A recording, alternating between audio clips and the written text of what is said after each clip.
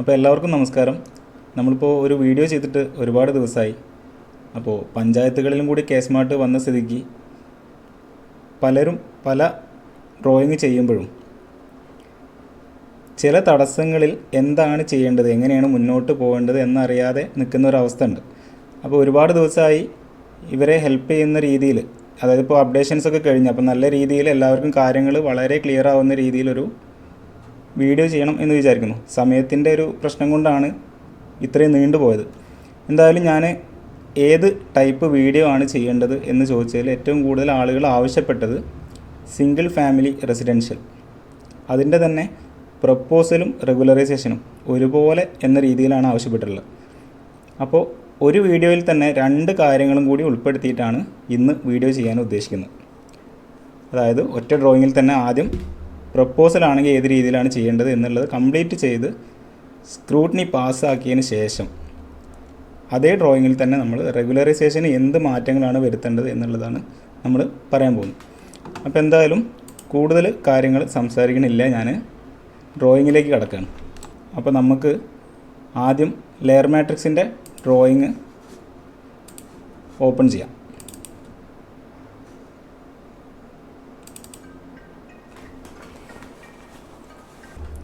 Okay, ഇതാണ് നമ്മളുടെ layer മാട്രിക്സിൻ്റെ single family റെസിഡൻഷ്യലിൻ്റെ drawing. ഇതിൽ നമുക്ക് ഷീറ്റ് സെറ്റ് ചെയ്യേണ്ട കാര്യങ്ങളൊക്കെ കൂടുതൽ നമുക്ക് പറയേണ്ട കാര്യമില്ല, എന്നാലും ജസ്റ്റ് ഒന്ന് ഓടിച്ച് നോക്കി പറയാട്ടോ. അതായത് A3 സൈസിലുള്ള ഷീറ്റ് ഇതിൽ കൊള്ളുന്ന ഡ്രോയിങ് ആണ് എന്നുണ്ടെങ്കിൽ നിങ്ങൾ എന്ത് ചെയ്യണം, ഇതിൽ കൊടുക്കുന്ന ടെക്സ്റ്റ് മിനിമം ഹൈറ്റ് 0.2 ഉണ്ടായിരിക്കണം. പലരും ചെയ്യുന്നത് ഇതിൽ കൊള്ളാത്തൊരു ഡ്രോയിങ്ങിനെ കൊണ്ടുപോയിട്ട് ചിലപ്പോൾ ഇത് A2 സൈസ് അല്ലെങ്കിൽ A1 സൈസ്, പക്ഷേ ടെക്സ്റ്റൊക്കെ അതുപോലെ തന്നെ നിർത്താം.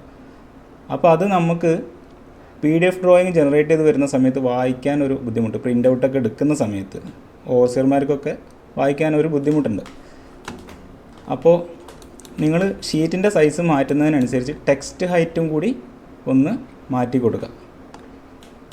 പിന്നെ എന്തായാലും നമുക്ക് കൂടുതൽ വലിച്ചു നീട്ടാതെ ഡ്രോയിങ്ങിലേക്ക് കടക്കാം. ഇതാണ് നമ്മളുടെ പ്ലാൻ ഇൻഫോ എല്ലാവർക്കും ഫില്ല് ചെയ്യാൻ അറിയണ്ടാവുമെന്ന് വിചാരിക്കുന്നു. കൂടുതലും യെസ് ഓർ നോ കൊടുത്ത് പോകാനുള്ളതാണ്. സർവേ നമ്പർ കാണിക്കുക, വാർഡ് നമ്പർ, വില്ലേജ്, ദേശം, ഇതൊന്നും പറഞ്ഞു പോകാൻ മാത്രമൊന്നുമില്ല.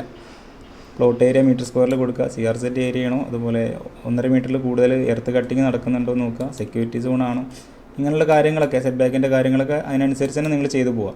അബട്ട് ചെയ്യുന്നുണ്ടെങ്കിൽ ഇവിടെ യെസ് കൊടുക്കുക, അതിനനുസരിച്ച് മുകൾ ഭാഗമൊക്കെ ഫില്ല് ചെയ്ത് പോവാം കേട്ടോ. ഓക്കെ, ഞാൻ അതിനെ പറ്റിയൊന്നും കൂടുതലായിട്ട് പറയണില്ല.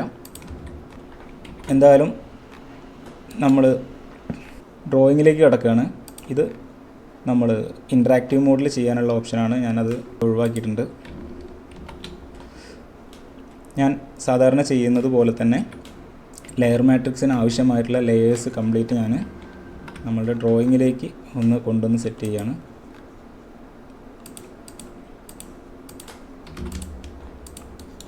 ഓക്കെ, അതിനുശേഷം ആദ്യമായിട്ട് നമ്മൾ മാച്ച് ചെയ്ത് കൊടുക്കേണ്ടത് സൈറ്റ് പ്ലാൻ പ്രിൻ്റ് എന്ന് പറയുന്ന ലെയറാണ്. നമ്മളുടെ സൈറ്റ് പ്ലാൻ കംപ്ലീറ്റ് നമ്മൾ ആ ഒരു ലെയറിലേക്ക് മാറ്റുക.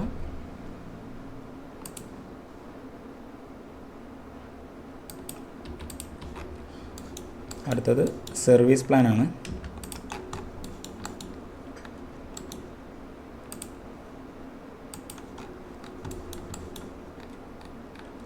അടുത്തത് യൂട്ടിലിറ്റി ഡീറ്റെയിൽസിൽ rain water harvesting tank, percolation പിറ്റൊക്കെ അതേ ലെയർ യൂസ് ചെയ്തിട്ടാണ് മാച്ച് ചെയ്ത് കൊടുക്കേണ്ടത് കേട്ടോ. പിന്നെ ഷീറ്റും ഞാനൊന്ന് മാച്ച് ചെയ്യുന്നുണ്ട്. ഇതിൽ നമ്മൾ മാച്ച് ചെയ്യുന്ന ഏതെങ്കിലും ഒരു ലെയറുമായിട്ട് ഈ ഒരു ഷീറ്റ് മൊത്തത്തിലൊന്ന് മാച്ച് ചെയ്ത് കൊടുക്കാനുണ്ട്. അടുത്തത് വേസ്റ്റ് ഡിസ്പോസൽ പിറ്റാണ്.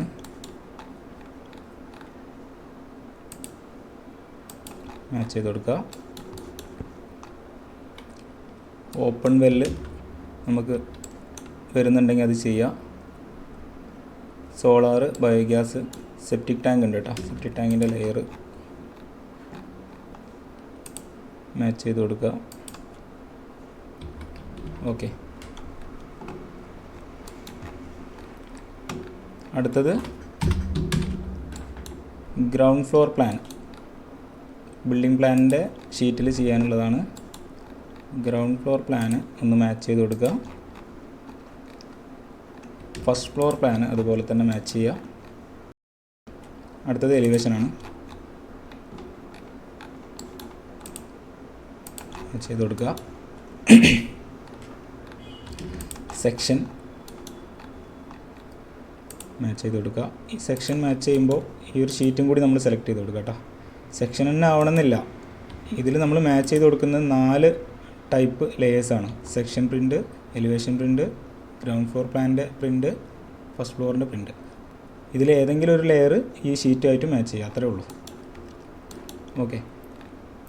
അടുത്തത് എക്സ്കാവേഷൻ ഡീറ്റെയിൽസ് ആണ്. നമുക്ക് അത് വരുന്നില്ല, എന്നാലും ഞാൻ പലരും ഏറ്റവും കൂടുതൽ ആളുകൾ ചോദിക്കുന്ന ഒരു കാര്യം കൂടി ആയതുകൊണ്ട് ഞാൻ ഇതിൻ്റെ ഡീറ്റെയിൽസും കൂടി ജസ്റ്റ് ഒന്ന് പറയുകയാണ്. നമുക്ക് 1.5 മീറ്ററിൽ കൂടുതൽ മണ്ണ് എടുക്കുന്നുണ്ടെങ്കിൽ ഇവിടെ പ്ലാൻ ഇൻഫോയിൽ നമ്മൾ യെസ് കൊടുക്കുന്നുണ്ട്. അങ്ങനെയുള്ള സാഹചര്യത്തിൽ നമ്മൾ ഈ സൈറ്റ് പ്ലാന്, ഫ്ലോർ പ്ലാനൊക്കെ സെറ്റ് ചെയ്ത് വെച്ചത് 4 ഷീറ്റ് ഉണ്ടല്ലോ, ഇതുപോലെ ഒരു ഷീറ്റും കൂടി നമ്മൾ സെറ്റ് ചെയ്യണം. അതിൽ 1.5 മീറ്ററിൽ കൂടുതലാണ് നമ്മളുടെ എർത്ത് കട്ടിങ് എന്നുണ്ടെങ്കിൽ നമ്മൾ അതിൻ്റെ ഡീറ്റെയിൽസ് സെക്ഷനായിട്ട് എത്ര ക്വാണ്ടിറ്റി മണ്ണ് കട്ട് ചെയ്യുന്നുണ്ട് എന്നുള്ള കൃത്യമായ ഡീറ്റെയിൽസ്, റീറ്റൈനിങ് വാൾ വരുന്നുണ്ടെങ്കിൽ അതിൻ്റെ ക്രോസ് സെക്ഷനൊക്കെ കൃത്യമായിട്ട് മാർക്ക് ചെയ്യുക. ഒരു കോണ്ടൂർ പ്ലാൻ സെറ്റ് ചെയ്യുക. അതിനുശേഷം ഈ ലെയർ യൂസ് ചെയ്തിട്ട് ഒന്ന് മാച്ച് ചെയ്ത് കൊടുക്കുക കേട്ടോ. വേറെ ഇതിൽ കാര്യമായിട്ടൊന്നും ചെയ്യാനൊന്നുമില്ല.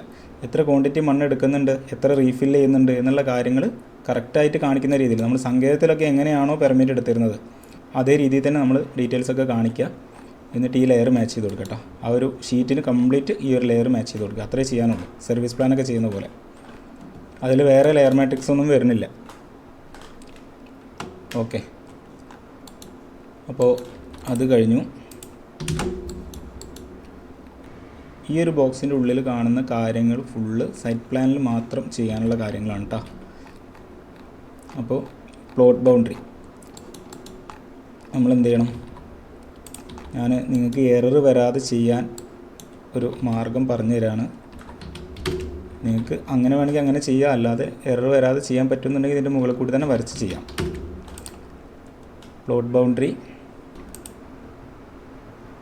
ബിൽഡിംഗ് ഫുട് പ്രിൻ്റ് നമ്മൾ വരച്ചിട്ടില്ല. ഇത് മുമ്പ് ചെയ്ത് വെച്ച ഡ്രോയിങ്ങിൽ അതിൻ്റെ ലേയേഴ്സൊക്കെ ഇവിടെ കിടക്കുന്നുണ്ട്, ഞാൻ മാറ്റി വെച്ചാണ്. എന്തായാലും പുതുതായിട്ട് തന്നെ വരച്ചിട്ട് ഞാൻ കാണിച്ചു തരുള്ളൂ കേട്ടോ. ഓക്കെ. ബിൽഡിങ്ങിൻ്റെ ലൈനും പ്ലോട്ട് ബൗണ്ടറിയും കോപ്പി ചെയ്യാം. എന്നിട്ട് എന്ത് ചെയ്യാം, ജസ്റ്റ് ഒന്ന് ബോർഡർ കൊടുക്കാം. അതിനുശേഷം താഴെ കിടക്കുന്ന ലൈനിനെ മാത്രം ഒന്ന് ഡിലീറ്റ് ചെയ്യുക. ഇതിപ്പോൾ ഉണ്ടോ, ഞാൻ മൂവ് ചെയ്തിടുമ്പോൾ 2 ലൈനുണ്ട്, അത് മനസ്സിലാവാൻ വേണ്ടിയിട്ടാണ് മൂവ് ചെയ്ത് കേട്ടോ. ഇതാണ് പഴയ ലൈന്, അതിനെ ഡിലീറ്റ് ചെയ്തു. ഇപ്പോൾ പ്ലോട്ട് ബൗണ്ടറി ആയി, ബിൽഡിംഗ് ഫുട് പ്രിൻ്റ് ആയി. ബിൽഡിംഗ് ഫുട് പ്രിൻ്റ് നിങ്ങൾ കൃത്യമായി പ്ലാൻ പ്രകാരം തന്നെയാണ് വന്നിട്ടുള്ളതെന്ന് ഉറപ്പ് വരുത്തുക. പ്ലാനിൽ വരച്ച ലൈൻ തന്നെ കോപ്പി ചെയ്തിട്ട് ചെയ്യാൻ ശ്രമിക്കുക. കാരണം സൈറ്റ് പ്ലാനിൽ വരുന്ന ഫുട് പ്രിൻറ്റും ഫ്ലോർ പ്ലാനിൽ വരുന്നതും വ്യത്യാസം ഉണ്ടെങ്കിൽ അത് നിങ്ങൾക്ക് സ്ക്രൂട്ടിനി പാസ്സാവില്ല. അപ്പോൾ അത് എന്തായാലും ഉറപ്പ് വരുത്തുക. ഞാനിപ്പോൾ ബോർഡർ കൊടുത്ത് കാണിച്ചല്ലോ. ഇനി നമുക്ക് യാർഡ്സ് വരയ്ക്കാനുണ്ട്.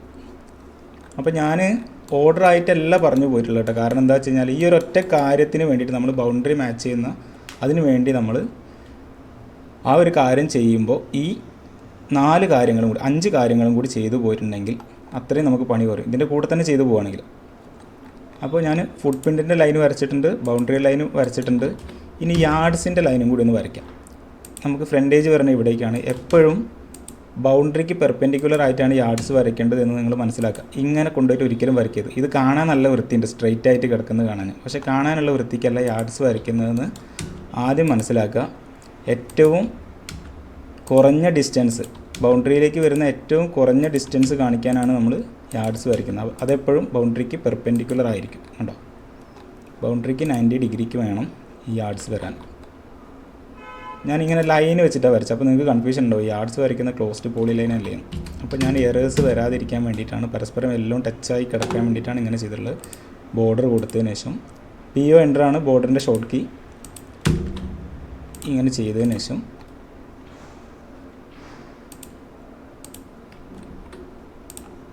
നമ്മൾ ലൈൻസൊക്കെ ഒന്ന് സെലക്ട് ചെയ്യുക.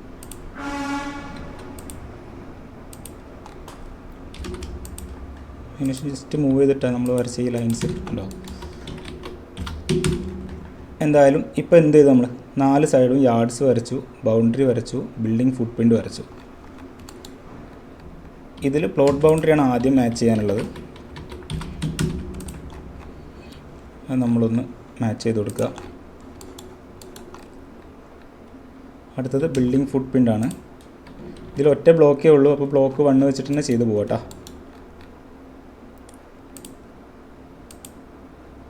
താഴെ വന്നിട്ടുണ്ട് കേട്ടോ, അത് നമ്മൾ സെലക്ട് ചെയ്യുമ്പോൾ കാണാം. മുകളിലൂടെ ഈ യാർഡ്സിൻ്റെ ലൈൻ വന്നതുകൊണ്ടാണ് അത് കാണാത്തത്. അപ്പോൾ ബിൽഡിംഗ് ഫുട് പ്രിൻ്റ് വരച്ചു, പ്ലോട്ട് ബൗണ്ടറി വരച്ചു, എക്സിസ്റ്റിംഗ് ബിൽഡിംഗ് വരുന്നില്ല. അടുത്ത് കവറേജ് ലൈനാണ്. കവറേജ് ലൈൻ വരയ്ക്കുമ്പോൾ നമ്മൾ എന്താ ചെയ്യേണ്ടത്? ഈ ഫുട് പ്രിൻ്റ് ലൈൻ തന്നെയാണ് കവറേജ് ലൈൻ എന്നുണ്ടെങ്കിൽ എല്ലാ കേസിലും അങ്ങനെ ആയിക്കൊള്ളണമെന്നില്ല. അങ്ങനെയാണ് എന്നുണ്ടെങ്കിൽ അത് തന്നെ ഒന്ന് കോപ്പി എടുത്തിട്ട്, ഞാനിപ്പോൾ കോപ്പി എടുത്തതിൻ്റെ മുകളിൽ തന്നെ വെച്ചിട്ടുണ്ട്. എന്നിട്ട് അതിൻ്റെ ഒരു ലൈനിൻ്റെ ലെയർ മാറ്റി കൊടുത്താൽ മതി. കവറേജ്, നമുക്ക് കവറേജിൽ ഡിഡക്ഷൻ ഒന്നും വരുന്നില്ല, അപ്പോൾ അത് തന്നെ മാർക്ക് ചെയ്ത് കൊടുക്കുന്നുണ്ട്. അത് തന്നെ മാച്ച് ചെയ്യുന്നുണ്ട്. ഓക്കെ, അപ്പോൾ ഇത് നമുക്ക് തിരിച്ച് സൈറ്റ് പ്ലാനിൽ കൊണ്ടുവയ്ക്കാം. ഇത് കൃത്യമായ ഒരു വാല്യൂ കൊടുക്കുകയാണെങ്കിൽ നമുക്ക് തിരിച്ച് അതേ വാല്യൂ കൊടുത്തിട്ട് മൂവ് ചെയ്തിടാനേ ഉള്ളൂ കേട്ടോ. ഞാൻ കോപ്പി ചെയ്യുന്ന സമയത്ത് അങ്ങനെ ഒരു വാല്യൂ കൊടുക്കാതെ കോപ്പി ചെയ്തുകൊണ്ടാണ് ഇപ്പോൾ തിരിച്ച് അതുപോലെ തന്നെ ചെയ്യുന്നത്. അപ്പോൾ എന്തായാലും നമ്മൾ സൂം ചെയ്ത് ഉറപ്പ് വരുത്തുക കൃത്യമായിട്ടാണ് വന്നിട്ടുള്ളത് കേട്ടോ. ഓക്കെ, അപ്പോൾ plot boundary, foot print, coverage line ഇതൊക്കെ കഴിഞ്ഞിട്ടുണ്ട്. അടുത്ത യാർഡ്സ് ഞാൻ ജസ്റ്റ് ഒന്ന് കോപ്പി ചെയ്യുന്നുണ്ട്. ഫ്രണ്ട് യാർഡ്, ബ്ലോക്ക് 1ൻ്റെ front yard, rear yard, side yard 1, side yard 2. ഇതൊന്ന് കോപ്പി പേസ്റ്റ് ചെയ്യുന്നുണ്ട്. അതിനുശേഷം ഫ്രണ്ട് യാർഡ് മാച്ച് ചെയ്ത് കൊടുക്കുക, റിയർ യാർഡ് മാച്ച് ചെയ്യുക, സൈഡ് യാർഡ് 1, സൈഡ് യാർഡ് 2. അത് കഴിഞ്ഞു. നമ്മൾ വലിയ എന്തോ കാര്യമാണെന്ന് വിചാരിച്ച് പഠിക്കാനിരിക്കുമ്പോഴാണ് നമുക്ക് തലയിൽ കയറാത്തത്. സിമ്പിളായിട്ട് കാണാനുള്ള കാര്യങ്ങളേ ഉള്ളൂ. അപ്പോൾ യാർഡ്സ് വരച്ചിട്ടുണ്ട്. അടുത്തത് types of abutting roads, building line, splay marking ഒക്കെ നമുക്ക് ഈ ഒരു സാഹചര്യത്തിലും വരില്ല. ഇത് പ്രൈവറ്റ് റോഡാണ് ഇവിടെ വരുന്നത്. നമുക്ക് റോഡ് മാർക്കിങ്ങിന് പോളി ലൈൻ യൂസ് ചെയ്തിട്ട് റോഡ് വരയ്ക്കുക. എപ്പോഴും ബൗണ്ടറി കഴിഞ്ഞ് കുറച്ച് 2 സൈഡിലേക്കും എക്സ്റ്റെൻഡായി നിർത്താൻ ശ്രദ്ധിക്കട്ടോ. ഓക്കെ, ഞാൻ റോഡിൻ്റെ ലൈന് വരയ്ക്കുമ്പോൾ തന്നെ ബിൽഡിംഗ് ലൈനും കൂടി ഒന്ന് ഓഫ്സെറ്റ് ചെയ്യുന്നുണ്ട്.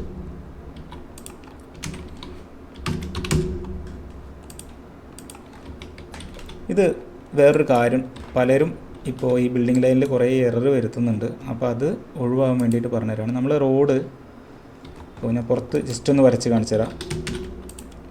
ഇത് ബൗണ്ടറി, റോഡ് ഇങ്ങനെ വരുന്നു എന്നുണ്ടെങ്കിൽ നമ്മൾ 2 മീറ്റർ ഓഫ്സെറ്റ് ചെയ്ത് ചെയ്യും അല്ലേ. റോഡ് നമുക്ക് ഇത്ര വരെ ഉള്ളൂ, ഇവിടെ ഡെഡ് എൻഡ് ആണെന്ന് വിചാരിക്കാം. നമ്മളെങ്ങനെ ചെയ്യേണ്ടത്? ഇങ്ങനെയുള്ള കേസിൽ നമ്മൾ ഒരിക്കലും ബിൽഡിംഗ് ലൈന്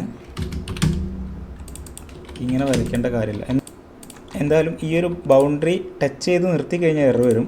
അതിനെ ക്രോസായി നിൽക്കണം കേട്ടോ, കുറച്ച് പുറത്തേക്ക് എക്സ്റ്റെൻഡായി നിൽക്കണം. പക്ഷേ നമുക്ക് ബിൽഡിംഗ് ലൈൻ എന്താണ്? റോഡിൽ നിന്നും മിനിമം പാലിക്കേണ്ട ഡിസ്റ്റൻസ് കാണിക്കാൻ വേണ്ടിയിട്ട്, ബിൽഡിംഗ് എത്ര ഡിസ്റ്റൻസിലാണ് സ്റ്റാർട്ട് ചെയ്യേണ്ടത് എന്നുള്ളത് കാണിക്കാനാണ് ബിൽഡിംഗ് ലൈൻ. അപ്പോൾ ഈ റോഡിൽ നിന്നും 2 മീറ്റർ എന്ന് പറഞ്ഞു കഴിഞ്ഞാൽ ഇത്രയല്ലേ ഉള്ളൂ. നമ്മൾ ഇവിടേക്ക് നീട്ടി വരയ്ക്കേണ്ട കാര്യം എന്താ? ഇതിൻ്റെ ആവശ്യമില്ലല്ലോ, ഇവിടെയൊക്കെ നമുക്ക് ബിൽഡിംഗ് വേണമെന്നുണ്ടെങ്കിൽ ചെയ്യാമല്ലോ. അപ്പോൾ ബിൽഡിംഗ് ലൈൻ എന്നുള്ളത് നമ്മൾ ഇങ്ങനെയല്ല വരയ്ക്കേണ്ടത്. റോഡ് ഇവിടെ അവസാനിക്കുകയാണെങ്കിൽ ബൗണ്ടറി കടന്ന് നിൽക്കണമെങ്കിൽ ഈ രീതിയിൽ വേണം വരയ്ക്കാൻ കേട്ടോ. ഇത് ജോയിൻ്റ് ആയിരിക്കണം, പോളി ലൈൻ ആയിരിക്കണം കേട്ടോ.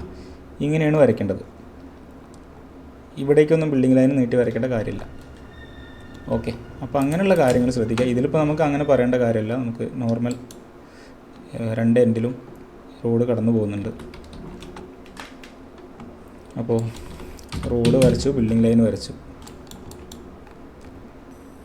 അൺനോട്ടിഫൈഡ് റോഡാണ് നമുക്ക് പ്ലോട്ടിന് മുന്നിലൂടെ പോകുന്നത്. അപ്പോൾ അൺനോട്ടിഫൈഡ് റോഡിൻ്റെ ലെയർ മാച്ച് ചെയ്ത് കൊടുത്തു.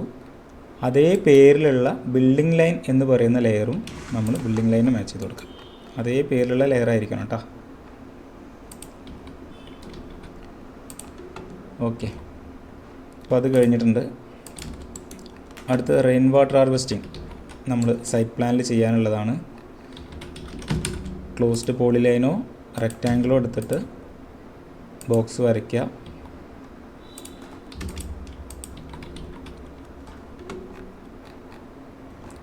ഞാൻ പെർക്കുലേഷൻ പിറ്റ് വരച്ചിട്ടുണ്ട്, റെയിൻ വാട്ടർ ഹാർവെസ്റ്റിംഗ് ടാങ്കും വരച്ചിട്ടുണ്ട്. റെയിൻ വാട്ടർ ഹാർവെസ്റ്റിംഗ് കൃത്യമായിട്ട് മാച്ച് ചെയ്ത് കൊടുക്കുക. പെർക്കുലേഷൻ പിറ്റ് ഈ മൂന്നാമത്തെ കേട്ടോ. രണ്ടാമത്തത് ടെക്സ്റ്റ് കോപ്പി ചെയ്തിടാനാണ്, എത്ര കപ്പാസിറ്റിയാണ് നമ്മൾ കൊടുത്തിട്ടുള്ളതെന്ന് കാണിക്കാൻ.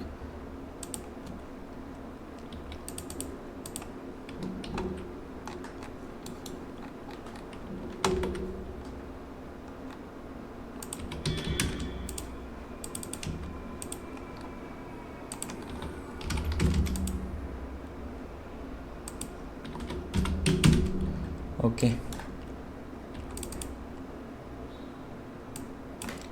2000 ലിറ്ററാണ് നമുക്ക് ആവശ്യമുള്ളത്. അത് കവേർഡ് ഏരിയ ഇൻറ്റു 25 ലിറ്ററാണ് അതിൻ്റെ കാൽക്കുലേഷൻ വരുന്നത്. അത് കൃത്യമായിട്ട് നോക്കിയിട്ട് കൊടുക്കുക. റെയിൻ വാട്ടർ ഹാർവെസ്റ്റിങ്ങിൻ്റെ ലെയർ വെച്ചിട്ട് ആ ടെക്സ്റ്റ് ഒന്ന് മാച്ച് ചെയ്ത് കൊടുക്കുക. എനിക്ക് പല കാര്യങ്ങളിലും എറർ വരുന്ന സമയത്ത് പലരും അയച്ചു തരുന്ന ഡ്രോയിങ്ങിൽ ഈ ഒരു ടെക്സ്റ്റ് അവിടെ നിന്ന് കൊണ്ടുവന്നിട്ട സൈസ് എന്താണോ അതേ സൈസ് ഇവിടെ കൊള്ളാഞ്ഞിട്ട് ലാസ്റ്റ് പുറത്ത് കൊണ്ടുപോയിട്ട് ഇവിടെ ഇങ്ങനെയൊക്കെ കൊണ്ടുപോയിട്ട്, അപ്പോൾ ഈ റെയിൻ വാട്ടർ ഹാർവെസ്റ്റിംഗ് കിടക്കുന്ന ഇവിടെയാണെങ്കിൽ ടെക്സ്റ്റ് കിടക്കുന്ന ഇവിടെ ആയിരിക്കും, ഇവിടെ കൊള്ളണില്ല, അപ്പോൾ ഇവിടെ കൊണ്ടുവന്നിട്ടാണ്. അപ്പോൾ അതിൻ്റെ ആവശ്യമില്ല കേട്ടോ. സ്കെയിൽ ചെയ്ത് കൊടുക്കാനുള്ള ഓപ്ഷൻ ഉണ്ട്, അങ്ങനെ തന്നെ ചെയ്തു പോവാം. അപ്പോൾ അത് കഴിഞ്ഞിട്ടുണ്ട്. അടുത്തത് open well, waste disposal pit, septic tank, biogas. Biogas നമുക്കിതിൽ ആവശ്യമില്ല, അത് ഏരിയയ്ക്ക് അനുസരിച്ചാണ്. അപ്പോൾ നമുക്കിവിടെ ഒരു എക്സിസ്റ്റിംഗ് വെല്ല് വരുന്നുണ്ട്. ഇതിൽ ശരിക്കൊരു കൺഫ്യൂഷൻ ഉള്ളതെന്ന് പറഞ്ഞു കഴിഞ്ഞാൽ നമുക്ക് പെർക്കുലേഷൻ പിറ്റ്, അതായത് ഗ്രൗണ്ട് വാട്ടർ റീചാർജിങ് പിറ്റായിട്ട് വെല്ല് കാണിക്കാം എന്ന് പറയുന്നുണ്ട്. എക്സിസ്റ്റിംഗ് വെല്ല് മാർക്ക് ചെയ്യുമ്പോൾ ഡിസ്റ്റൻസ് ചോദിക്കുന്നുമില്ല. റോഡ് വരുന്ന സാഹചര്യത്തിൽ നമുക്കൊരു ബിൽഡിങ്ങിന് വേണ്ട സെയിം സെറ്റ് ബാക്ക് റോഡിൽ നിന്നും പാലിക്കണം, അതിരിൽ നിന്നും അതുപോലെ തന്നെ. ഇവിടെ റോഡ് വരാത്ത ഒരു അതിരാണെന്നുണ്ടെങ്കിൽ 1 മീറ്ററും, ഫ്രണ്ടിൽ ഇപ്പോൾ പ്രൈവറ്റ് റോഡാണെങ്കിൽ 2 മീറ്ററും വിട്ടിട്ട് നമുക്ക് വെല്ല് ഉണ്ടാക്കാൻ പറ്റുള്ളൂ. പക്ഷേ എക്സിസ്റ്റിംഗ് വെല്ലാവുമ്പോൾ അവിടെ നമുക്ക് സെറ്റ് ബാക്ക് കാണിക്കേണ്ട കാര്യമില്ല, പണ്ടെങ്ങാണ്ടോ നിർമ്മിച്ച് കഴിഞ്ഞൊരു കിണറാണ്. അപ്പോൾ ഈ എക്സിസ്റ്റിംഗ് വെല്ലിനെ പെർക്കുലേഷൻ പിറ്റായിട്ട് നമ്മൾ കാണിക്കുന്ന സമയത്ത് പെർക്കുലേഷൻ പിറ്റിന് റോഡിൽ നിന്നും ഡിസ്റ്റൻസ് ഇല്ല എന്ന് പറഞ്ഞിട്ട് എറർ കാണിക്കുന്നുണ്ട്. അപ്പോൾ അത് ശരിക്കും കേസ്മാർട്ട് തിരുത്തേണ്ട ഒരു കാര്യമായിട്ടാണ് എനിക്ക് തോന്നുന്നത്. എന്തായാലും ഞാൻ ഇങ്ങനൊരു എറർ വന്നതുകൊണ്ട് പെർക്കുലേഷൻ പിറ്റ് വേറെ തന്നെ സൈറ്റിൽ കാണിച്ചിട്ടുണ്ട് കേട്ടോ, ഡിസ്റ്റൻസ് കിട്ടുന്ന രീതിയിൽ വേറെ തന്നെ കാണിച്ചിട്ടുണ്ട്. അപ്പോൾ വെല്ലിന് വേണ്ടി നമ്മൾ സർക്കിൾ വരച്ചു, വേസ്റ്റ് ഡിസ്പോസൽ പിറ്റിന് വരച്ചു, സോക്ക് പിറ്റ് വരച്ചു, സെപ്റ്റിക് ടാങ്ക് വരച്ചു. സോക്ക് പിറ്റും സെപ്റ്റിക് ടാങ്കും ഒന്നിച്ചാണെങ്കിൽ ഇത് വേണ്ട കേട്ടോ, ഇങ്ങനൊരു ടാങ്കിൻ്റെ ആവശ്യമില്ല. ഞാനത് ഒഴിവാക്കി കാണിക്കുക, അതായിരിക്കും നല്ലത്.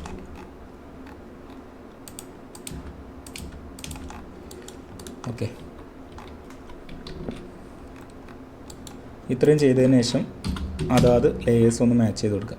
എക്സിസ്റ്റിംഗ് വെല്ലാണെങ്കിൽ ഈ ഫസ്റ്റ് കാണിക്കുന്ന റെഡ് കളറിലുള്ള ലെയർ വെച്ചിട്ടാണ് മാച്ച് ചെയ്ത് കൊടുക്കേണ്ടത്.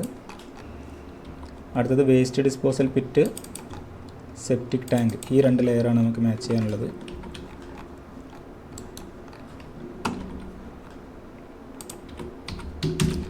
Waste disposal pit, septic tank രണ്ടും മാച്ച് ചെയ്ത് കഴിഞ്ഞാൽ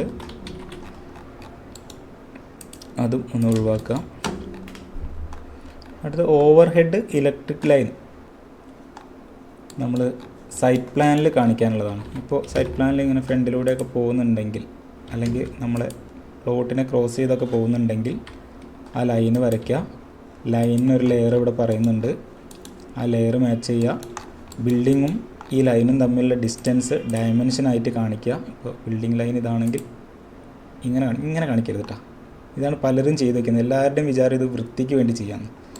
ഏറ്റവും കുറഞ്ഞ ഡിസ്റ്റൻസ് ഇതാണ്, 4.57. ഇങ്ങനെ കാണിക്കുമ്പോൾ എത്രയായി?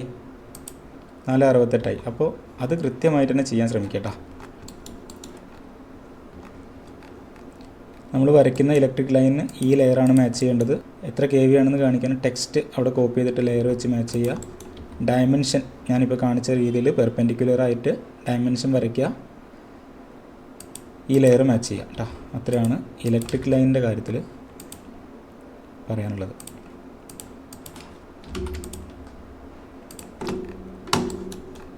അടുത്തത് ഷെയ്ഡ്സ് ആൻഡ് ഓവർഹാങ്. ഇതിന് ഫുള്ളായിട്ട് വരുന്ന സൺഷെയ്ഡ് ആയതുകൊണ്ട് ഞാൻ അതേ രീതിയിൽ തന്നെ വരയ്ക്കുന്നുണ്ട്. അതിനുശേഷം ആ ലെയർ ബ്ലോക്ക് 1ൻ്റെ ഷെയ്ഡ് മാർക്ക് ചെയ്യുന്നുണ്ട്, മാച്ച് ചെയ്ത് കൊടുക്കുന്നുണ്ട്. ഓപ്പൺ സ്റ്റെയർ വരുന്നില്ല, ഡിസ്റ്റൻസ് ബിറ്റ്വീൻ ബ്ലോക്സ് വരുന്നില്ല. നമുക്കിതിലൊരു ആക്സസറി ബ്ലോക്ക് ഉണ്ട് കേട്ടോ. ഞാൻ അതും കൂടി ഉൾപ്പെടുത്താൻ കാരണം ഇത് നിങ്ങൾക്ക് വേണ്ടി തയ്യാറാക്കിയ ഡ്രോയിങ് ആണ്. ഇത് ശരിക്കും ഒരു എക്സ്റ്റൻഷൻ വർക്കിന് വേണ്ടി ഞാൻ ചെയ്തു വെച്ച അപ്രൂവൽ കിട്ടിയ ഡ്രോയിങ് ആണ്. നിങ്ങൾക്ക് വേണ്ടിയിട്ട് ലെയർ മാറ്റി ചെയ്യുകയാണ്. അപ്പോൾ ഇതിലൊരു ആക്സസറി ബ്ലോക്ക് വരുന്നുണ്ട്. ഇത് സെറ്റ് ബാക്ക് കുറവാണ്. ഞാൻ എക്സിസ്റ്റിംഗ് ആക്സസറി ബ്ലോക്കിൻ്റെ ലെയർ കാണിച്ചിട്ടാണിത് അപ്രൂവൽ കിട്ടിയത്. അപ്പോൾ എല്ലാവരും ആക്സസറി ബ്ലോക്കൊക്കെ നിർമ്മിക്കുന്നുണ്ടെങ്കിൽ അതിരിൽ നിന്നും കൃത്യമായി 1 മീറ്ററും മെയിൻ ബിൽഡിങ്ങിൽ നിന്നും 1 മീറ്റർ കിട്ടുന്ന രീതിയിൽ തന്നെ ചെയ്യുക. ഹൈറ്റ് 2.5 മീറ്ററിൽ താഴെ ആക്കിയിട്ട് തന്നെ നിർമ്മിക്കാൻ ശ്രദ്ധിക്കുക. ഓക്കെ, ഇത് പ്രപ്പോസ്ഡ് ആണെങ്കിൽ നമുക്ക് റെക്റ്റാങ്കിൾ വരച്ചതിന് ശേഷം ഡിസ്റ്റൻസ് മാർക്ക് ചെയ്യണം, ടെക്സ്റ്റ് കാണിക്കണം. പ്രപ്പോസ്ഡ് ആക്സസറി ബ്ലോക്കിൻ്റെ ലെയർ വെച്ചിട്ട് മാച്ച് ചെയ്ത് ഒരു റെക്റ്റാങ്കിൾ വരയ്ക്കാനുണ്ട് കേട്ടോ. അപ്പോൾ അത് വരച്ചതിന് ശേഷം ഹൈറ്റ് മെൻഷൻ ചെയ്യാനുണ്ട്. അപ്പോൾ ഹൈറ്റൊക്കെ 2.5 മീറ്ററിൽ കൂടുതലാണെങ്കിൽ റിജക്റ്റ് ആയി പോകും. അപ്പോൾ അതൊക്കെ ശ്രദ്ധിക്കുക എന്തായാലും. അടുത്ത സോളാറും നമുക്കിതിൽ ആവശ്യമില്ല. ഉണ്ടോ പ്രപ്പോസ്ഡ് ആക്സസറി ബ്ലോക്ക്. ഈ പ്രപ്പോസ്ഡ് ആക്സസറി ബ്ലോക്കാണ് നമ്മൾ ചെയ്യുന്നത് എന്നുണ്ടെങ്കിൽ ഹൈറ്റ് മെൻഷൻ ചെയ്ത് കൊടുക്കണം. അതിന് മെയിൻ ബിൽഡിങ്ങുമായിട്ട് 1 മീറ്റർ ഡിസ്റ്റൻസ് വേണം. അപ്പോൾ അങ്ങനെയുള്ള കാര്യങ്ങളൊക്കെ ശ്രദ്ധിക്കുക. എക്സിസ്റ്റിംഗ് ആണെങ്കിൽ അവിടെ സെറ്റ് ബാക്കോ ഹൈറ്റോ ഒന്നും ചോദിക്കുന്നില്ല, നമ്മൾ നിർമ്മിച്ച് കഴിഞ്ഞതാണ്. പക്ഷേ എക്സിസ്റ്റിംഗ് എന്ന് പറഞ്ഞു കഴിഞ്ഞാൽ ശരിക്കും നമ്മൾ മുമ്പ് പെർമിറ്റ് എടുക്കുന്ന സമയത്ത് സബ്മിറ്റ് ചെയ്ത് അപ്രൂവൽ കിട്ടിയ ഡ്രോയിങ് ആയിരിക്കണം ശരിക്കും. അതിനെയല്ലേ എക്സിസ്റ്റിംഗ് എന്ന് പറയാൻ പറ്റുള്ളൂ. അപ്പോൾ എന്തായാലും എല്ലാവരും ശ്രദ്ധിക്കാം, ഇനി ചെയ്യുമ്പോഴെങ്കിലും ശ്രദ്ധിക്കാം. എല്ലാവരും മെയിൻ ബിൽഡിംഗ് ഉണ്ടാക്കി കഴിഞ്ഞതിന് ശേഷം അവരവരുടെ ഇഷ്ടത്തിനനുസരിച്ച് ടോയ്ലറ്റും വിറക് പുരയൊക്കെ ഉണ്ടാക്കുന്നുണ്ട്. അപ്പോൾ അങ്ങനെയുള്ള കാര്യങ്ങളൊക്കെ പെർമിറ്റിൽ ഉൾപ്പെടുത്തി തന്നെ ചെയ്യാൻ ശ്രമിക്കട്ടോ. ഇല്ലെങ്കിൽ പിന്നീട് അതൊരു പ്രശ്നമാകും. മുനിസിപ്പാലിറ്റിന്നോ പഞ്ചായത്തിനോ അത് വയലേഷനായിട്ട് പൊളിച്ച് കളയണം എന്ന് പറയുമ്പോൾ അവരെ എതിർത്ത് നമ്മൾ സംസാരിച്ചിട്ടൊരു കാര്യമില്ല. ഇതിനൊക്കെ ഓരോ നിയമവശങ്ങളുണ്ട്, ആ രീതിയിൽ തന്നെ മുന്നോട്ട് പോവാം. അടുത്ത ഇത്രയും കാര്യങ്ങൾ ഫ്ലോർ പ്ലാൻസിൽ കാണിക്കാനുള്ളതാണ് കേട്ടോ. അപ്പോൾ നമ്മൾ ഇതിലിപ്പോൾ എന്തൊക്കെയാണ് ആവശ്യം? ബിൽട്ടപ്പ് ഏരിയ, പ്രപ്പോസ്ഡ് ബിൽട്ടപ്പ് ഏരിയയിൽ കട്ടൗട്ട് എന്തെങ്കിലും ഉണ്ടെങ്കിൽ ഡിഡക്റ്റ് ചെയ്യാനുള്ള ഓപ്ഷനാണ് ഈ കട്ടൗട്ട്സിൻ്റെ ഓപ്ഷൻ. രണ്ടാമത്തത്. മൂന്നാമത്തത് ഫ്ലോർ ഏരിയയ്ക്ക് വേണ്ടിയിട്ട് എത്ര ഏരിയ ഫ്ലോർ ഏരിയയിൽ നിന്നും കുറയണം എന്നുള്ളത് ഫുൾ ഡിഡക്ഷൻ. പോർച്ച് വരുന്ന സാഹചര്യത്തിലൊക്കെ ഫുൾ ഡിഡക്ഷൻ ആയിട്ടും വരാന്ത ഓപ്പൺ വരാന്താസിൻ്റെ കാര്യത്തിലൊക്കെ ഹാഫ് ഡിഡക്ഷൻ ആയിട്ടും ചെയ്യാനുള്ള ഓപ്ഷൻസാണ് ഇവിടെ ഉള്ളത്. അപ്പോൾ ഞാൻ എന്തായാലും ബിൽട്ടപ്പ് ഏരിയ ലൈന് ഈ സാഹചര്യത്തിൽ നമുക്ക് ഗ്രൗണ്ട് ഫ്ലോറിൻ്റെ ഫുട് പ്രിൻ്റ് ലൈൻ തന്നെയാണ് ബിൽട്ടപ്പ് ഏരിയ ലൈനായിട്ട് വരുന്നത്. അപ്പോൾ ഞാൻ ഫുട് പ്രിൻ്റ് ലൈൻ ഒന്ന് കോപ്പി ചെയ്ത് ഫ്ലോർ പ്ലാനിൽ വെക്കുന്നുണ്ട്.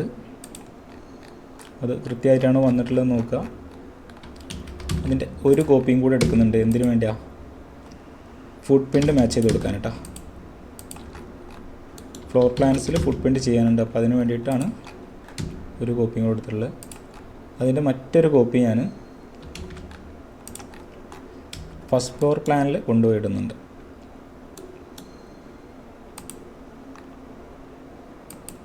ഓക്കെ, അതേപോലെ ഫസ്റ്റ് ഫ്ലോറിൽ ബിൽട്ടപ്പ് ഏരിയ ലൈന് വരയ്ക്കുന്നുണ്ട്.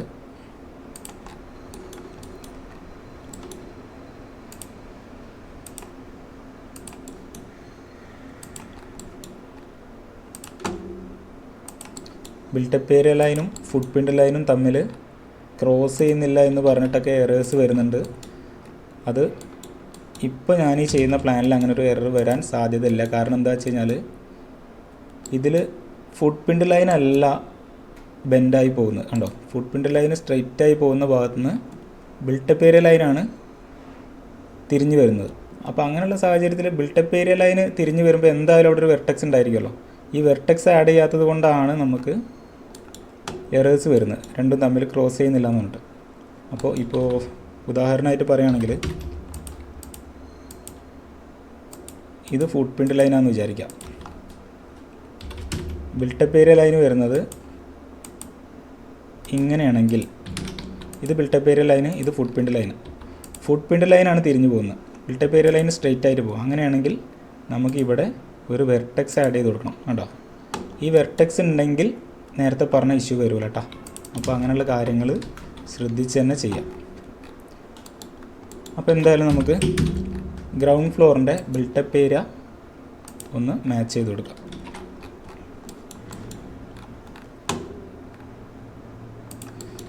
ബിൽട്ടപ്പ് ഏരിയയിൽ നിന്ന് ഫ്ലോർ ഏരിയയ്ക്ക് വേണ്ടിയുള്ള ഡിഡക്ഷൻ ലൈനും കൂടി വരയ്ക്കുന്നുണ്ട്. അപ്പോൾ ബിൽട്ടപ്പ് ഏരിയ ലൈന് മാച്ച് ചെയ്തിട്ടുണ്ട്. അതിൽ കട്ടൗട്ട്സ് ഒന്നും വരാത്തത് കൊണ്ട് നമുക്ക് ഹാഫ് ഡിഡക്ഷൻ, പോർച്ചും വരുന്നില്ല ഫുൾ ഡിഡക്ഷനിൽ. അപ്പോൾ ഹാഫ് ഡിഡക്ഷനിൽ വരുന്ന വരാന്ത, ഓപ്പൺ വരാന്ത അല്ലെങ്കിൽ സിറ്റ് ഔട്ട്, അത് നമുക്കൊന്ന് മാച്ച് ചെയ്ത് കൊടുക്കാം. അടുത്തത് ഫസ്റ്റ് ഫ്ലോറിൻ്റെ layer built up area line match ചെയ്ത് കൊടുക്കുക. ഫസ്റ്റ് ഫ്ലോറിൽ പിന്നെ ഓപ്പൺ വരാന്തയോ ബാൽക്കണിയോ വരുന്നില്ല, അതുകൊണ്ട് ഡിഡക്ഷൻ ഇല്ല. അപ്പോൾ അത് നമ്മൾ ഒഴിവാക്കുന്നുണ്ട്. അടുത്തത് കിച്ചൺ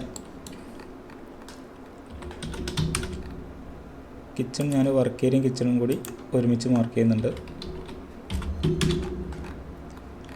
അതിനുശേഷം ഗ്രൗണ്ട് ഫ്ലോറിൽ കിച്ചൺ 1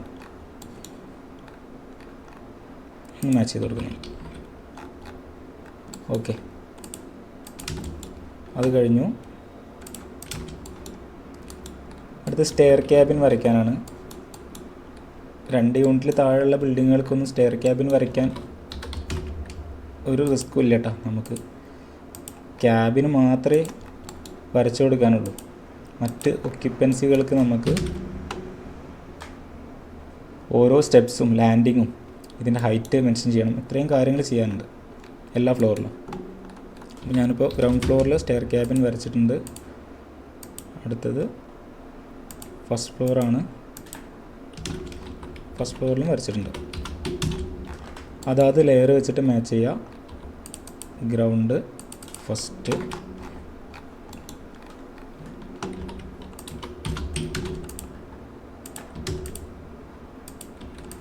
ഓക്കെ. അപ്പോൾ അത് കഴിഞ്ഞു. അടുത്ത ഷീറ്റ് റൂഫ്. ഇത് പലരും തെറ്റിദ്ധരിച്ച് വെച്ചിട്ടുണ്ട് കേട്ടോ. നമുക്കിപ്പോൾ നോർമലി ഫസ്റ്റ് ഫ്ലോറിൽ 2 റൂമും ഒരു ഹാളും ഉണ്ടാക്കി. അതിന് നമ്മൾ ഡ്രസ് വർക്കാണ് ചെയ്തതെന്ന് വിചാരിക്കുക, ഷീറ്റ് റൂഫിംഗ് ആണ് ചെയ്തതെന്ന് വിചാരിക്കാം. കോൺക്രീറ്റ് ചെയ്തിട്ടില്ല, RCC അല്ല ചെയ്ത്. അങ്ങനെയുള്ള സാഹചര്യത്തിൽ മാച്ച് ചെയ്യാനല്ല ഈ ഷീറ്റ് റൂഫിങ്ങിൻ്റെ ലെയർ. ഇത് നിങ്ങൾക്ക് ശ്രദ്ധിച്ചിട്ടുണ്ടെങ്കിൽ അറിയാം, റൂൾ നമ്പർ 74 അനുസരിച്ചാണ്, 74 അനുസരിച്ചാണ് ഷീറ്റ് റൂഫ് കൊടുത്തിട്ടുള്ളത്. അതായത് നമ്മൾ ടെറസിനെ പ്രൊട്ടക്റ്റ് ചെയ്യാൻ വേണ്ടിയിട്ട്, മഴവെള്ളത്തിൽ നിന്നൊക്കെ പ്രൊട്ടക്റ്റ് ചെയ്യാൻ വേണ്ടിയിട്ട് ഷീറ്റ് റൂഫിംഗ് ചെയ്യുമ്പോൾ ഇത് A1 കാറ്റഗറിയിൽപ്പെട്ട ബിൽഡിങ്ങുകൾക്ക് മാത്രമേ ചെയ്യാൻ അനുവാദമുള്ളൂ. പക്ഷേ ഇപ്പോൾ നിലവിൽ ഹൈക്കോടതിൻ്റെ ഒരു ഉത്തരവൊക്കെ വന്നിട്ടുണ്ട്, അത് നമുക്ക് പിന്നീടൊരു വീഡിയോയിൽ പറയാം. അപ്പോൾ നിലവിൽ നമ്മൾ ഇതുവരെ ചെയ്തിരുന്നതെന്ന് പറഞ്ഞു കഴിഞ്ഞാൽ സിംഗിൾ ഫാമിലി റെസിഡൻഷ്യൽ ബിൽഡിങ്ങിന് മാത്രമേ ഈ ഷീറ്റ് റൂഫിങ്, മഴവെള്ളത്തിൽ നിന്ന് സംരക്ഷണം നേടുന്നതിന് വേണ്ടിയിട്ട് ഷീറ്റ് റൂഫിങ് കൊടുക്കാൻ അനുവാദമുള്ളൂ. അല്ലാത്ത ബിൽഡിങ്ങിനൊക്കെ ഒരു ഫ്ലോറിൽ ഷീറ്റ് റൂഫിങ് ചെയ്തിട്ടുണ്ടെങ്കിൽ ഒരു ഫ്ലോർ പുതുതായിട്ട് എടുക്കുമ്പോൾ ആവശ്യമുള്ള എല്ലാ കാര്യങ്ങളും പാലിച്ചുകൊണ്ട് മാത്രമേ ഷീറ്റ് ചെയ്യാൻ പറ്റുള്ളൂ. അപ്പോൾ അത്തരത്തിലുള്ള റൂള് ഉണ്ടായിരുന്നു. ഇപ്പോൾ ഹൈക്കോടതിൻ്റെ ഉത്തരവിന് ശേഷം ഇനി എന്തെങ്കിലും മാറ്റങ്ങൾ വരുമോ എന്നുള്ളത് നോക്കി കാണണം. എന്തായാലും A1 സിംഗിൾ ഫാമിലി റെസിഡൻഷ്യലിൻ്റെ മുകളിൽ നമ്മൾ സിംഗിൾ ഫാമിലി റെസിഡൻഷ്യൽ ബിൽഡിങ്ങിൻ്റെ ടെറസിൽ നമ്മൾ തുണി ഉണക്കാനോ ചിലപ്പോൾ മഴക്കാലത്തൊക്കെ ലീക്കിൻ്റെ പ്രശ്നങ്ങളുണ്ടായിരിക്കും. അപ്പോൾ ഇത്തരം കാര്യങ്ങൾക്കൊക്കെ ഒരു പ്രൊട്ടക്ഷന് വേണ്ടിയിട്ടാണ് നമ്മൾ ഷീറ്റ് ഇടുന്നത് എന്നുണ്ടെങ്കിൽ അതിന് സൈഡ് കവർ ചെയ്യാൻ പാടില്ല എന്നുള്ള കണ്ടീഷൻസൊക്കെ ഉണ്ട്. നമ്മൾ മറ്റാവശ്യങ്ങൾക്ക് ഉപയോഗിക്കരുത്, ഓപ്പണായി കിടക്കണം. പിന്നെ പാരപ്പറ്റൊക്കെ ചെയ്യാം കേട്ടോ, പാരപ്പറ്റ് ചെയ്യാനൊന്നും ബുദ്ധിമുട്ടില്ല. അപ്പോൾ അങ്ങനെയുള്ള സാഹചര്യത്തിൽ മാത്രമേ ഈ ഒരു ലെയർ വെച്ച് ചെയ്യാൻ പാടുള്ളൂ കേട്ടോ. നമ്മൾ നോർമലി ഒരു റൂമിൻ്റെ മുകളിൽ കൊണ്ട് ഷീറ്റ് ഇട്ട് കഴിഞ്ഞാൽ ഇത് വെച്ച് ചെയ്യരുത്. പലരും ഷീറ്റിട്ട ഏരിയ കംപ്ലീറ്റ് ചെയ്ത് വെച്ച് മാർക്ക് ചെയ്തിട്ട് എറർ വരുന്നു പറഞ്ഞിട്ട് കാണിക്കുന്നുണ്ട്. അപ്പോൾ ഇത് ഞാൻ ഈ പറഞ്ഞ സാഹചര്യത്തിൽ മാത്രം ചെയ്യാം. അടുത്ത ഇൻ ബിൽഡിംഗ് സൊല്യൂഷൻസ്, ഈ പറഞ്ഞ ലെയറിൽ ഏതെങ്കിലും ഒരു ഫ്ലോറിൽ ഒരു റെക്റ്റാങ്കിൾ വരച്ച് വയ്ക്കട്ടോ. ഞാൻ തൽക്കാലം കിച്ചണിൽ ഒരു റെക്റ്റാങ്കിൾ വരച്ച് ഈ ലെയർ ഒന്ന് മാച്ച് ചെയ്ത് കൊടുക്കുന്നുണ്ട്. ഓക്കെ,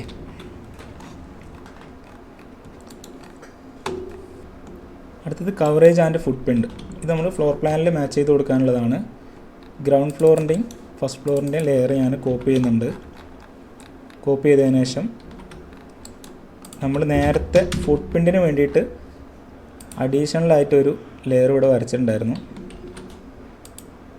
ഉണ്ടോ ഈ റെഡ് കളർ കാണുന്നത്, അത് ഒന്ന് മാച്ച് ചെയ്ത് കൊടുക്കുക. അതുപോലെ തന്നെ ഫസ്റ്റ് ഫ്ലോറിൽ കാണുന്ന ലെയറും ഫുട് പ്രിൻറ്റിൻ്റെ ലെയറും ഒന്ന് മാച്ച് ചെയ്ത് കൊടുക്കുക.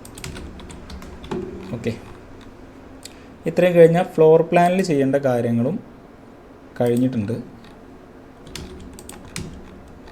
അടുത്തത് സെക്ഷനിൽ ചെയ്യാനുള്ള കാര്യങ്ങൾ കേട്ടോ. എത്ര പെട്ടെന്ന് ഡ്രോയിങ് കഴിഞ്ഞെന്ന് നോക്ക്. അപ്പോൾ നിസ്സാര സംഭവങ്ങളേ ഉള്ളൂ, നമ്മൾ വെറുതെ കൺഫ്യൂഷൻ അടിച്ച് ഇരിക്കേണ്ട ഒരാവശ്യമില്ല.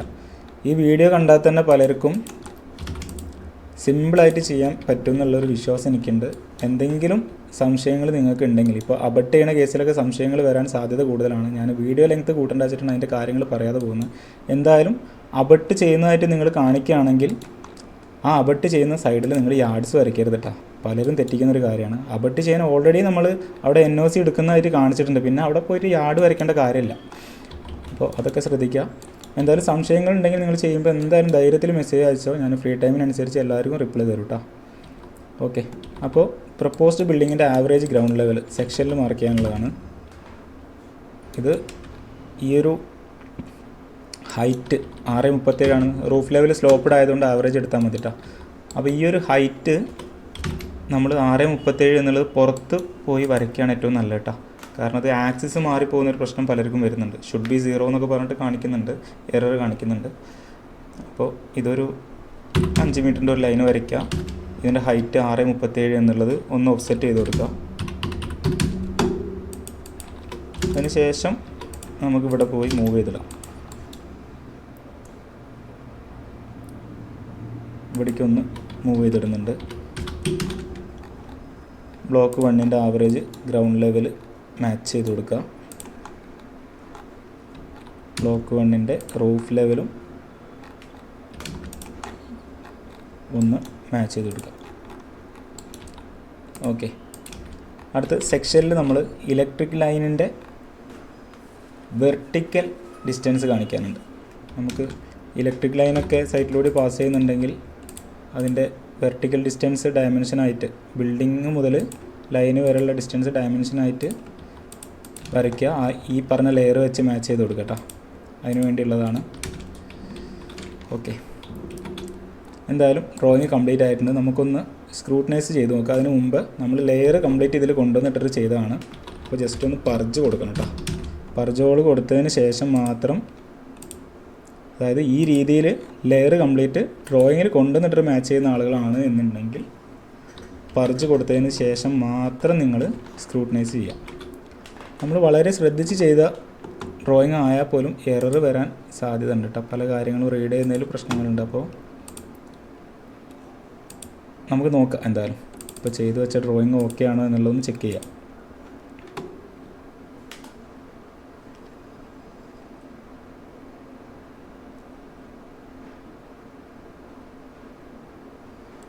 ഓക്കെ, ഒരു പ്രശ്നങ്ങളും ഇല്ലാതെ ഡ്രോയിങ് ആക്സെപ്റ്റ് ആയിട്ടുണ്ട്. നിങ്ങളിത് ആക്സെപ്റ്റ് ആയ ഉടനെ തന്നെ അപേക്ഷ ഫില്ല് ചെയ്ത് ഡ്രോയിങ് അപ്ലോഡ് ചെയ്യാൻ നോക്കരുത്. ഇതിൽ കുറേ കാര്യങ്ങൾ ശ്രദ്ധിക്കാനുണ്ട്. ആദ്യം തന്നെ നിങ്ങൾക്ക് സ്ക്രൂട്ടിനി റിപ്പോർട്ട് അവിടെ നിൽക്കട്ടെ. ഫസ്റ്റ് PDF ഡ്രോയിങ്സ് ഒന്ന് നോക്കാം. എല്ലാ ഷീറ്റും കറക്റ്റായിട്ടാണോ വന്നിട്ടുള്ളത് എന്നുള്ളതൊന്ന് ഉറപ്പ് വരുത്തുക. ഇത് ടെക്സ്റ്റ് വായിക്കാൻ കഴിയാത്തൊരു വിഷയങ്ങൾ പലർക്കും വരുന്നുണ്ട്. അപ്പോൾ നിങ്ങൾ ഡൗൺലോഡ് ചെയ്തിട്ടൊന്ന് സൂം ചെയ്ത് നോക്കട്ടെ. അങ്ങനെയും കൂടി ഉറപ്പ് വരുത്തുക. വെറുതെ നമ്മൾ സബ്മിറ്റ് ചെയ്തിട്ട് പിന്നെ റിട്ടേൺ ചെയ്യേണ്ട ഒരു അവസ്ഥയ്ക്ക് വരുത്തണ്ടല്ലോ. അപ്പോൾ ഡ്രോയിങ് നോക്കിയതിന് ശേഷം സ്ക്രൂട്ടിനി റിപ്പോർട്ട് ജസ്റ്റ് നോക്കുക. അതിൽ കാറ്റഗറി ലോ റിസ്ക് ആണ് വന്നിട്ടുള്ളത്. 7 മീറ്ററിൽ താഴെ ഹൈറ്റ് ആയതുകൊണ്ടാണ് ലോ റിസ്ക് വന്നിട്ടുള്ളത്.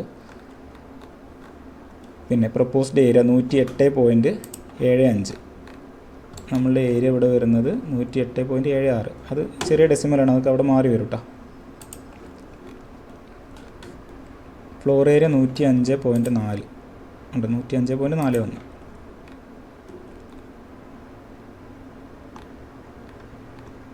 ഇവിടെ കണ്ടോ 108.75 എന്നുള്ളത് ഇവിടെ വന്നപ്പോൾ 108.76 ആയി. അതാണ് ഞാൻ പറഞ്ഞത് ചെറിയ ഡെസിമൽ, ഇവിടെ അത് കറക്റ്റായി വരും കേട്ടോ. അപ്പോൾ ഓക്യുപ്പൻസി കാര്യങ്ങളൊക്കെ ഇവിടെ വന്നിട്ടുള്ളത് കറക്റ്റാണ് നോക്കുക. A1 സിംഗിൾ ഫാമിലി അതൊക്കെ കറക്റ്റ് വന്നിട്ടുണ്ട്, ഏരിയ കറക്റ്റാണ് വന്നിട്ടുള്ളത്. ബാക്കി കാര്യങ്ങളൊക്കെ ഒന്ന് നോക്കി ഉറപ്പ് വരുത്തിയതിന് ശേഷം മാത്രം നിങ്ങൾ അപേക്ഷ ഫില്ല് ചെയ്യട്ടോ. അപ്പോൾ എന്തായാലും ഇത്രയാണ് നമ്മൾ ഒരു സിംഗിൾ ഫാമിലി റെസിഡൻഷ്യൽ ബിൽഡിംഗ് അല്ലെങ്കിൽ 2 യൂണിറ്റിൽ താഴെയുള്ള A1 റെസിഡൻഷ്യൽ ബിൽഡിങ്ങുകൾ ലെയർ മാട്രിക്സ് ചെയ്യേണ്ടത് ഈ രീതിയിലാണ്. ഞാൻ നിങ്ങൾക്ക് പറഞ്ഞു തന്നതുകൊണ്ടാണ്, ക്ലാസ് പോലെ എടുത്തു തന്നുകൊണ്ടാണ് ഇത്രയും സമയം എടുത്തത്. അതും എനിക്ക് തോന്നുന്നു എന്നാലും കുറേയൊക്കെ ഫാസ്റ്റായിട്ട് നമ്മൾ പറഞ്ഞിട്ടുള്ളത്. അപ്പോൾ നിങ്ങളെന്തായാലും ഇത്രയും കാര്യങ്ങൾ ശ്രദ്ധിച്ചിട്ട് തന്നെ ചെയ്യുക. എന്തെങ്കിലും സംശയം ഉണ്ടെങ്കിൽ മെസ്സേജ് അയയ്ക്കുക. ഇപ്പോൾ പറഞ്ഞതിൽ എന്തെങ്കിലും വിട്ടുപോയിട്ടുണ്ടെങ്കിൽ ആ കാര്യങ്ങളും കൂടി നിങ്ങൾ മെസ്സേജ് ചെയ്യണം കേട്ടോ.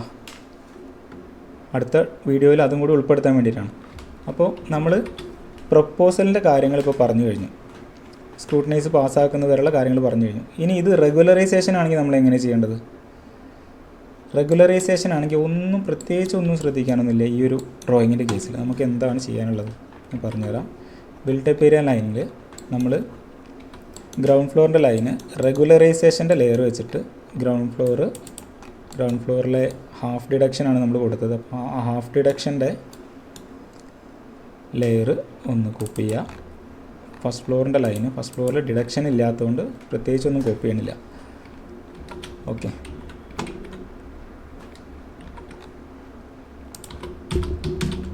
ഗ്രൗണ്ട് ഫ്ലോറിൻ്റെ ബിൽട്ടപ്പ് ഏരിയ ലൈന്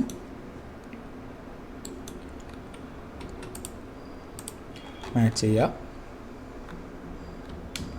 ഫസ്റ്റ് ഫ്ലോറിൻ്റെ ലൈന് മാച്ച് ചെയ്യുക. ഗ്രൗണ്ടിൽ ഡിഡക്ഷൻ ഫ്ലോർ ഏരിയയ്ക്ക് വേണ്ടി ഡിഡക്റ്റ് ചെയ്യുന്ന ലൈനൊന്ന് മാച്ച് ചെയ്യാം. അതിനുശേഷം ഇതൊന്ന് ഒഴിവാക്കി കൊടുക്കുക. സേവ് കൊടുത്തിട്ടുണ്ട്. നമുക്കൊന്ന് സ്ക്രൂട്ടനൈസ് ചെയ്ത് നോക്കാം.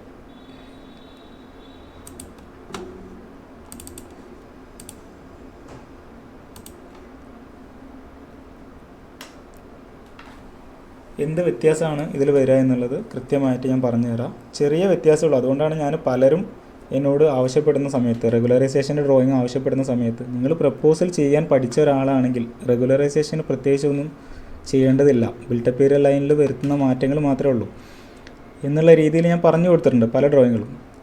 അപ്പോൾ അതിൽ എക്സ്റ്റൻഷനൊക്കെ വരുന്ന സാഹചര്യത്തിൽ വേറെ കാര്യങ്ങൾ ശ്രദ്ധിക്കാനുണ്ട്.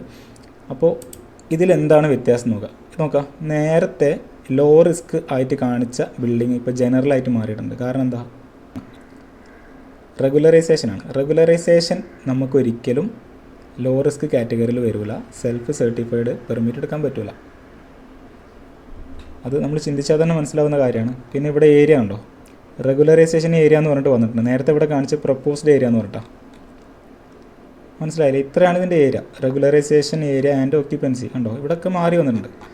ഇത്രയേ ഉള്ളൂ ഒരു പ്രപ്പോസ്ഡ് SFR ബിൽഡിങ്ങും റെഗുലറൈസ്ഡ് SFR ബിൽഡിങ്ങും ചെയ്യാൻ.